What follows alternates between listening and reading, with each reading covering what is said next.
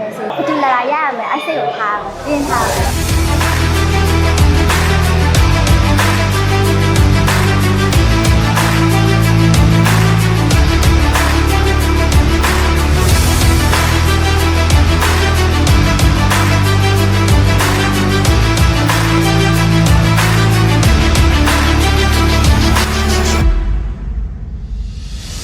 ကြီးဆုံးအချက်ကတော့ပုံရင်ဆုံးကကြောက်စိတ်မရှိတက်တိရှိပြီးတော့လာပြန်ရမယ်ပြီးရင်လက်ရည်ကောင်းရမယ်ပေါ့နော်မလာခင်လဲ training ကောင်းလုပ်လာခင်မှာဒီမှာနိုင်ချင်ရှိပါတယ်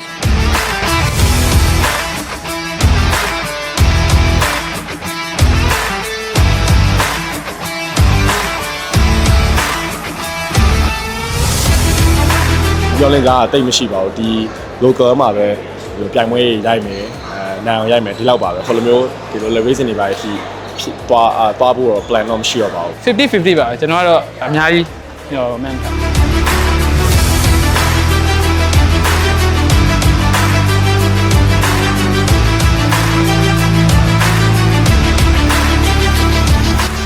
ုင်ပွဲนี้မှချိန်လို့တော့မရဘူးပေါ့။နောက်ထပ်ပြိုင်ပွဲဆိုဒီနေ့လိုမျိုးမှအဲ့လိုအစားအသောက်တွေပါရှောင်ပြီးတော့အဲ့လိုလုပ်ထားမှာ ကျွန်တော်ဝါနာပိုင်းတော့ရိုက်ပါပေါ့သူများအရင်လည်းမရှက်နဲ့ပေါ့ရိုက်ပါပေါ့